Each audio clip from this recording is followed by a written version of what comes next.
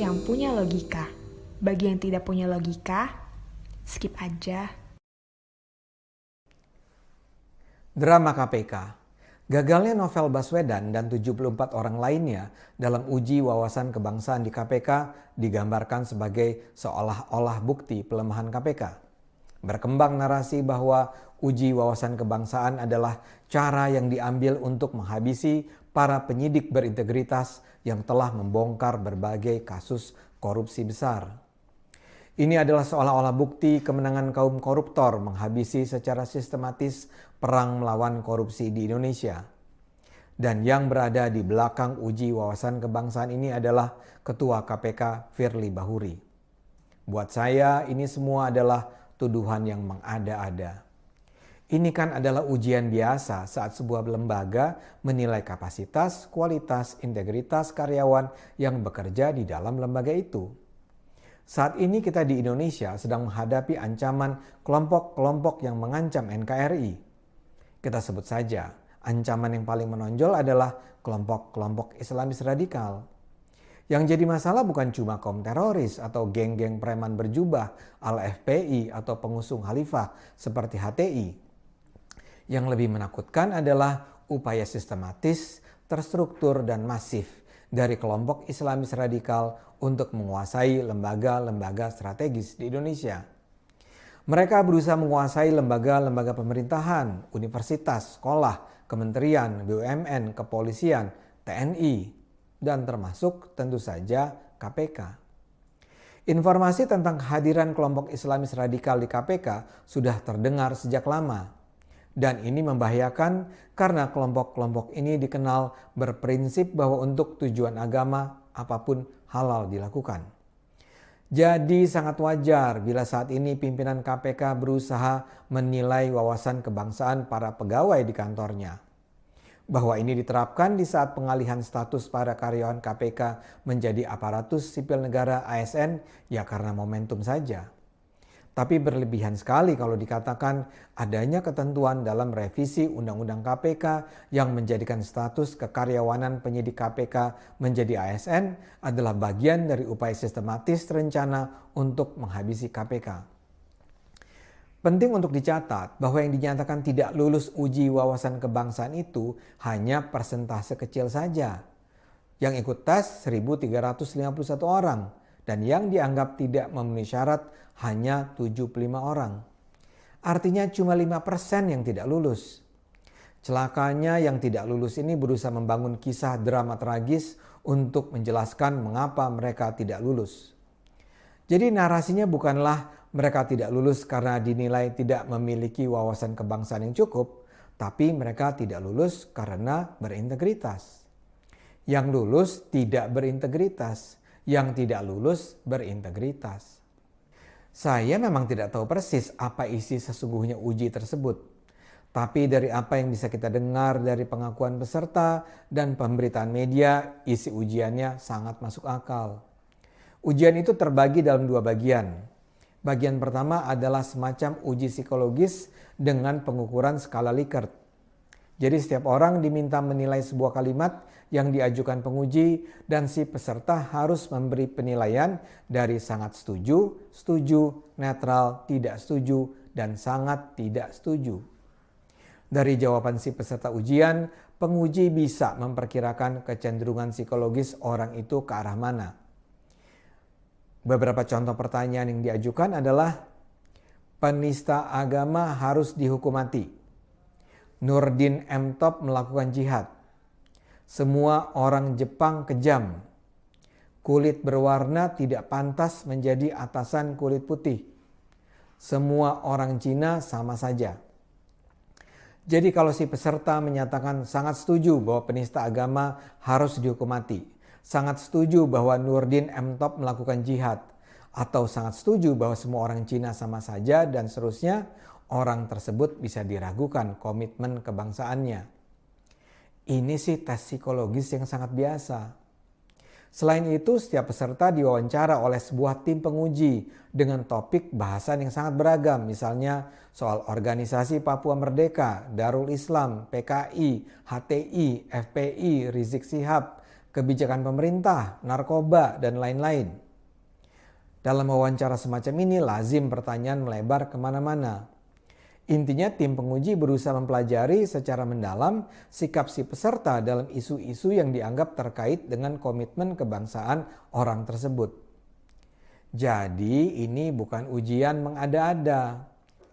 Dan yang terlibat sebagai penguji dalam ujian pun datang dari beragam lembaga, dari Badan Kepegawaian Negara, BIN, Badan Intelijen Strategis, Pusat Intelijen TNI AD, Dinas Psikologi TNI AD, dan Badan Nasional Penanggulangan Terorisme. Dalam kondisi di mana ada ancaman real Islamis radikal, ujian komitmen kebangsaan pegawai KPK adalah pilihan yang justru sangat tepat. Menurut saya ujian serupa seharusnya dilakukan di banyak lembaga strategis lain, termasuk di Universitas Indonesia, di kampus di mana saya mengajar.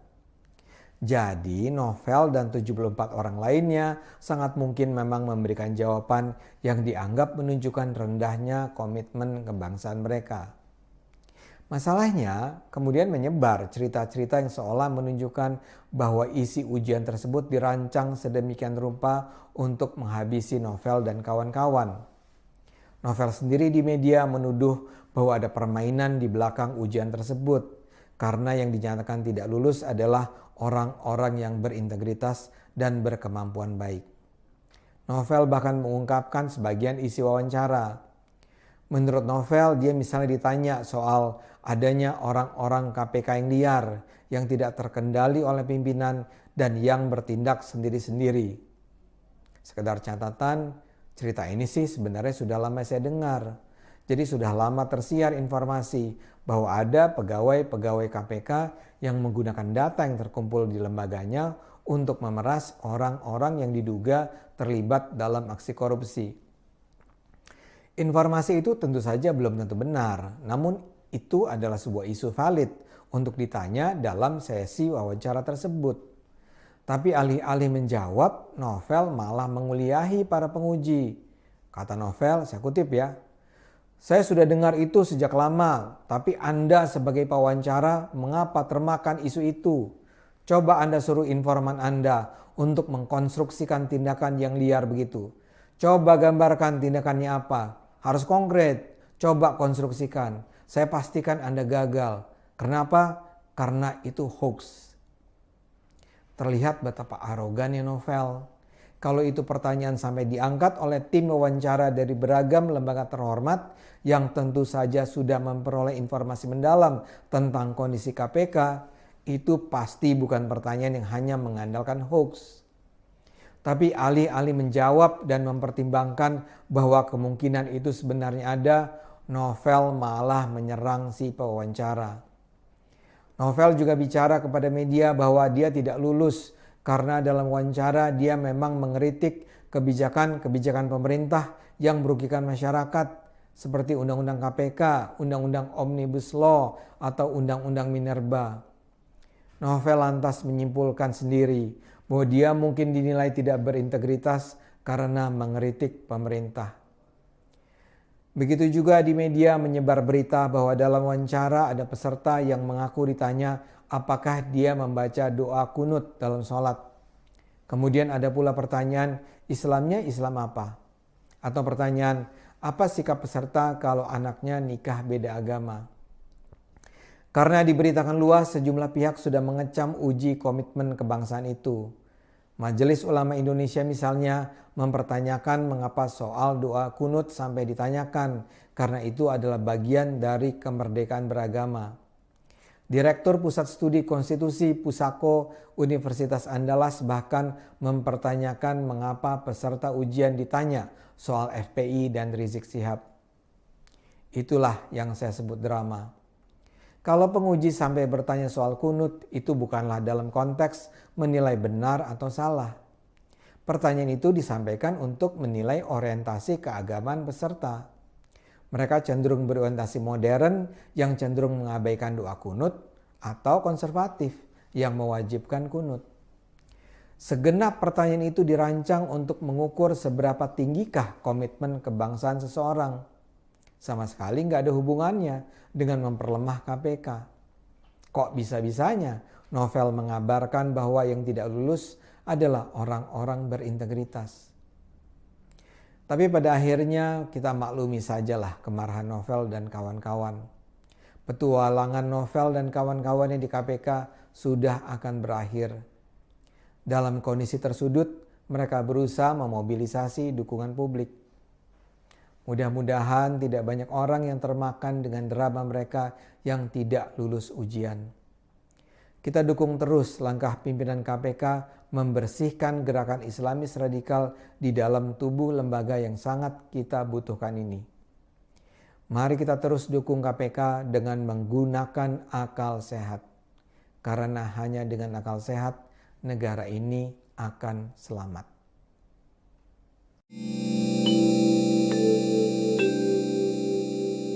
Video ini hanya untuk mereka yang punya logika. Bagi yang tidak punya logika, skip aja.